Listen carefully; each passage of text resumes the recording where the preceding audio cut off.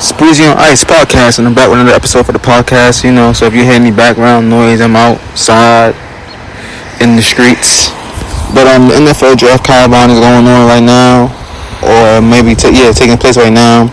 I wonder what the Denver Broncos are going to do as far as with Russell Wilson. A lot of people feel like Russell Wilson is done as far as being the quarterback there, that he's going to be released, and I guess he's going to get brought out of that big contract. I guess they have to pay him out the rest of that deal, and he will go sign a minimum 1-year deal somewhere else. I do think Russ is still productive, and I do think at this point that probably could be the most stupidest thing the Denver Broncos can do, is give a guy like Russell Wilson more fuel to add to his fire, to go somewhere else and play exceptionally well.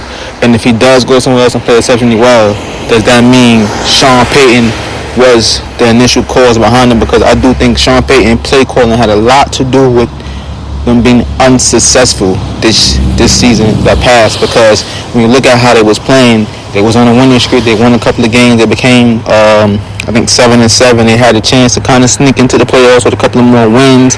They lost a couple of close games and down the stretch, and they didn't make the playoffs. And that defense is lousy. That Broncos defense was lousy. I don't know what kind of scheme they was running for Judy and Sutton. I don't know. Cortland Sutton, I believe his name is. And I don't know what kind of plays or scheme they was running, but clearly they weren't effective and they weren't working. Russ did improvise a lot in those games later on in the season. I just feel like it's an unfair thing for him to be going through something like this right now at this point in his career.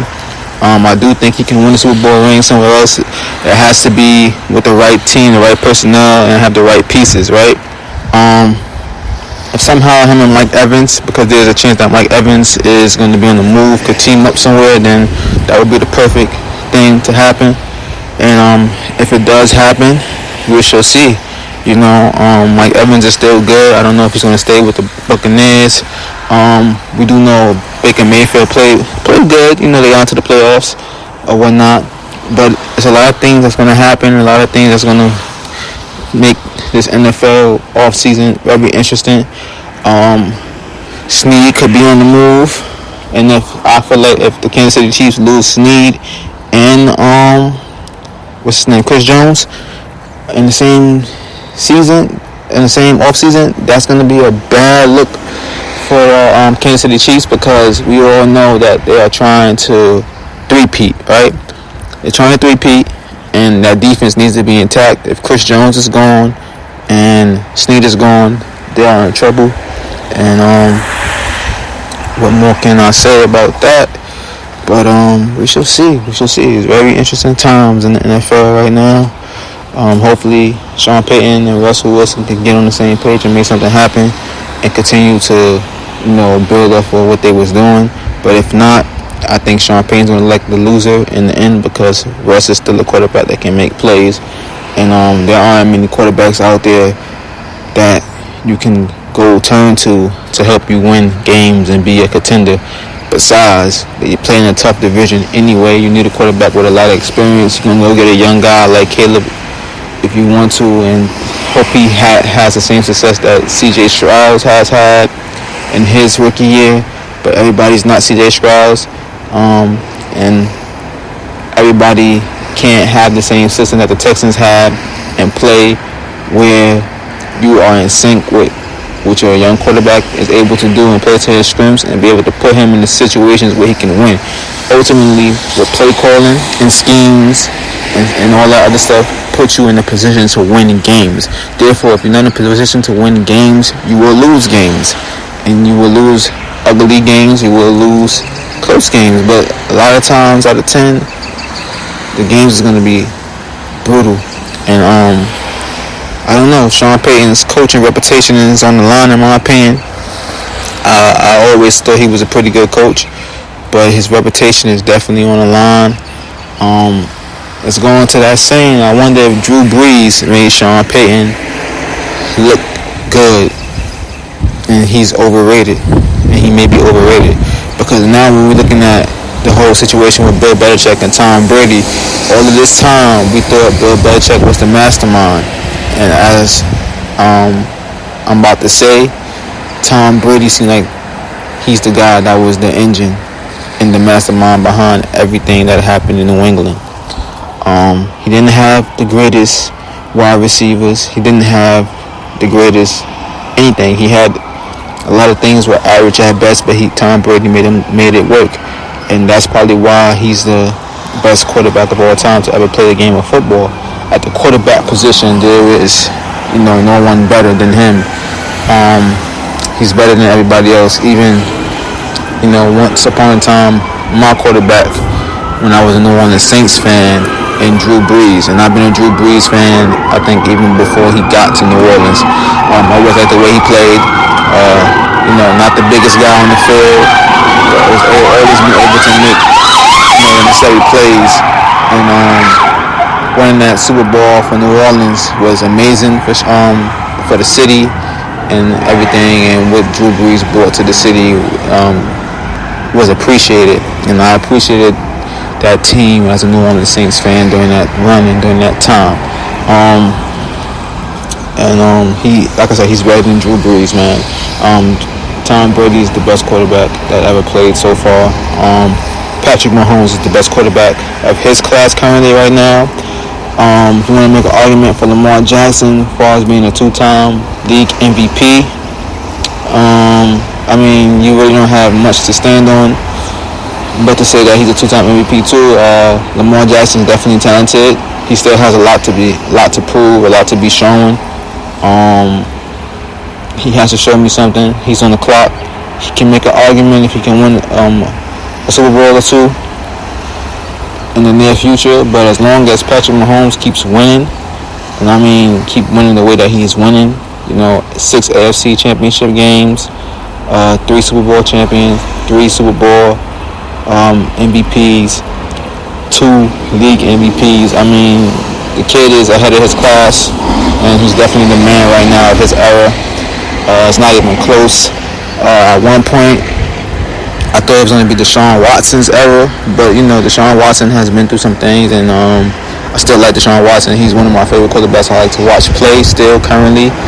And despite his woes, he didn't look too good during the season, but when he played in some games, he made some key plays and things down the stretch, but he just couldn't stay healthy. I think him being out of the league for that amount of time has took a toll on his body, so his body was breaking down a little bit more quickly than it normally probably would.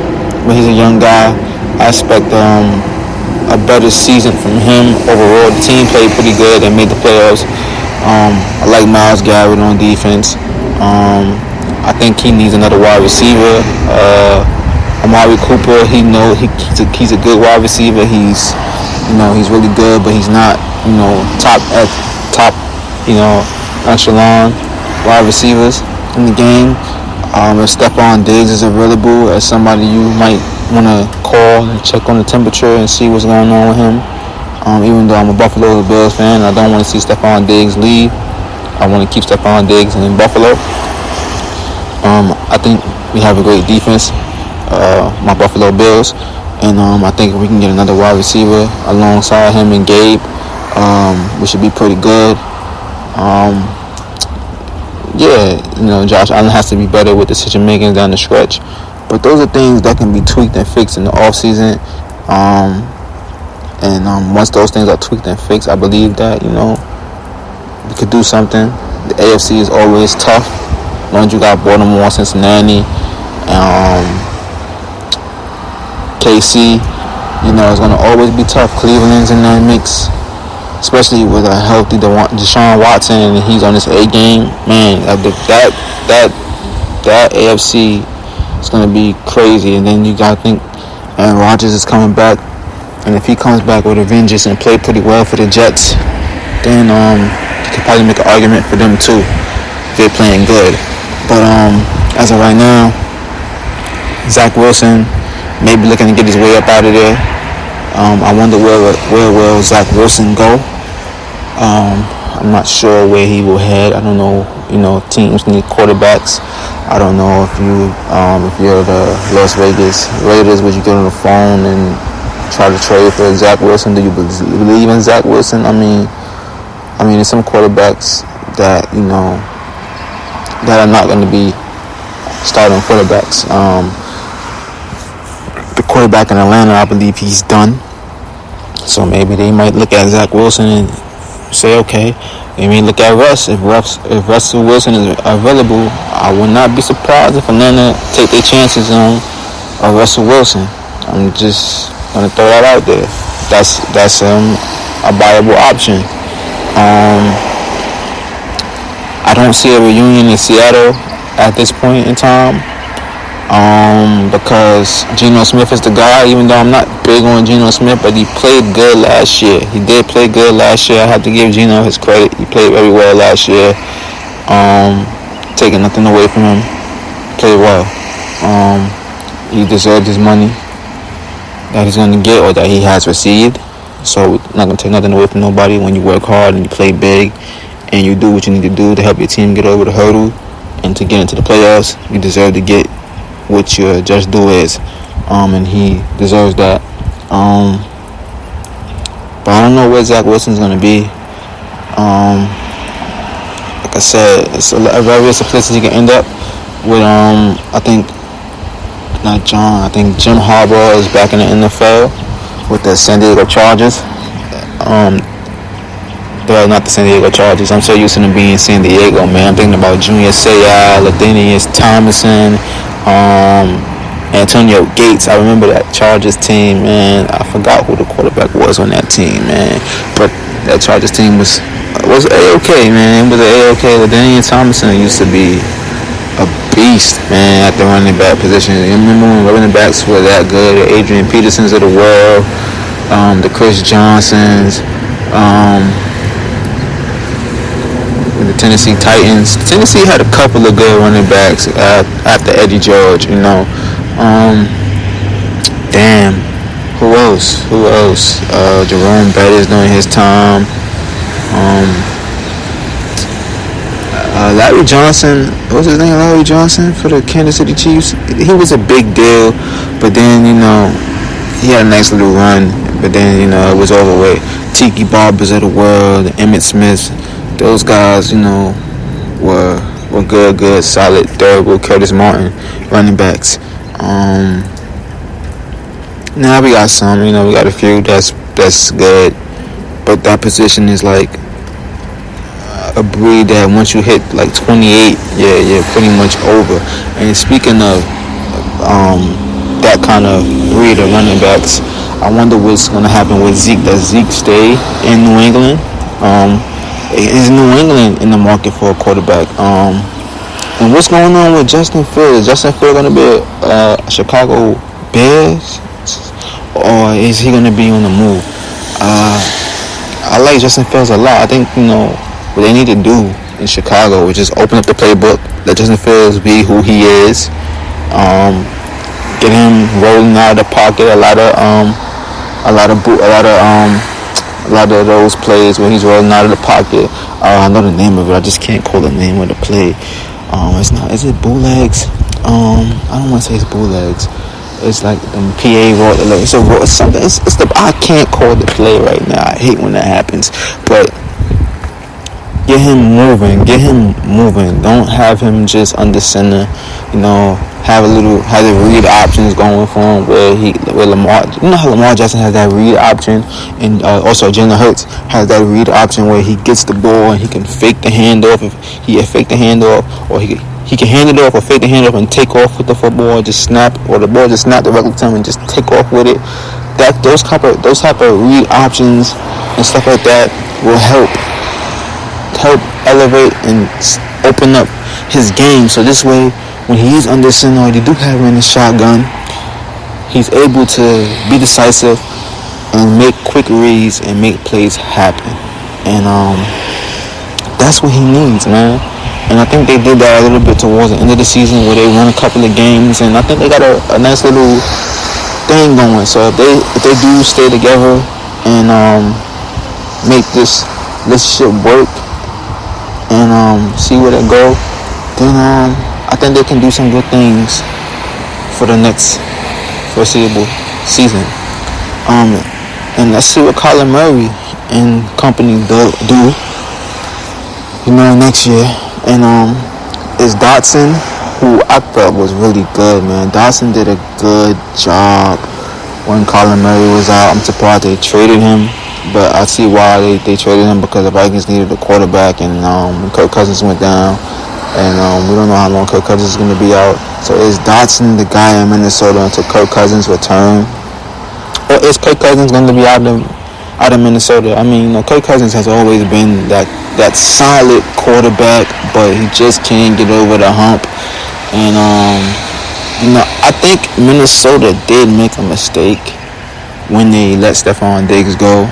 I think if they'd have kept Stephon Diggs, then I don't know, would Justin Jefferson have been in the league, or been not in the league, but been with that team? We know he would have been in the league, but what he would have been with that Minnesota team. I think Justin Jefferson is a great player, man, and he's only going to get better. Him and Jamar Chase, there's a lot of young wide receivers that's going to get better and better and better as it go along. And rumor has it, I hate to say this because I'm not a Cowboys fan, but I really like CeeDee Lamb's game.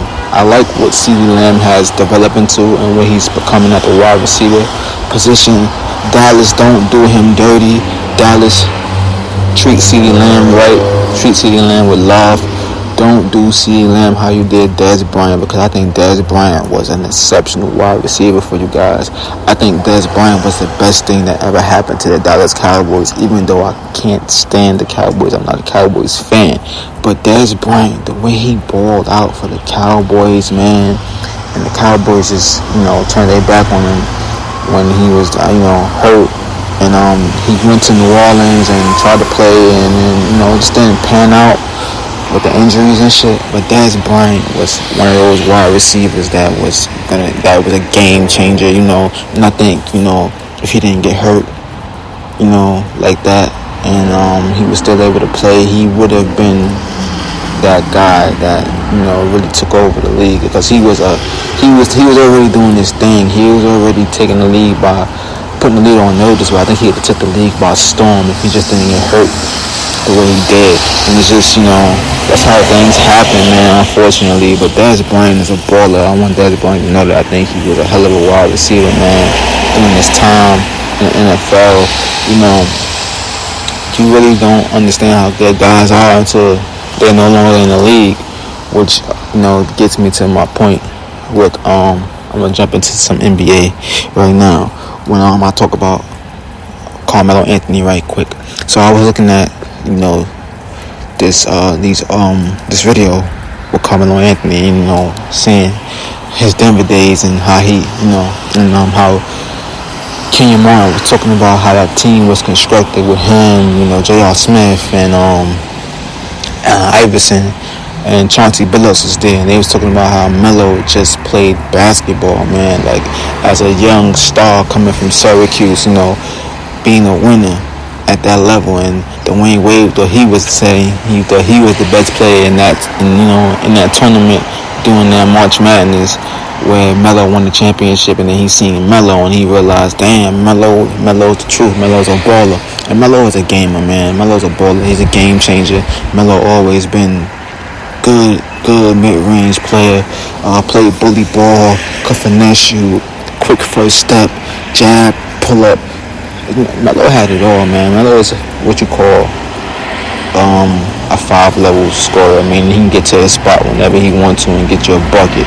Like Kevin Durant can get to his spot and get you a bucket. And then you have guys like Steph Curry, he can get you a bucket. And you have guys like J.R. Smith who are just pure boring scorers. Like J.R. Smith, I think J.R. Smith would have been something special. I think J.R. Smith loved basketball, but he wasn't in love with basketball, meaning that he loved what basketball gave to him as far as the celebrity status and the wealth that he was able to obtain from basketball. He's a cat that came out of high school too, but J.R. Smith had a nice game too, but it just wasn't good enough. And Melo deserves more credit than what he does. when he gets, and he deserved to have his jersey retired. And he took everything on the chin like a star player would. He just put his head down and ball, and that's what Kenyon Martin and all of them said about him. But it's Breezy on Ice. Checking out, like, comment, subscribe. Peace and love as always. Breezy out.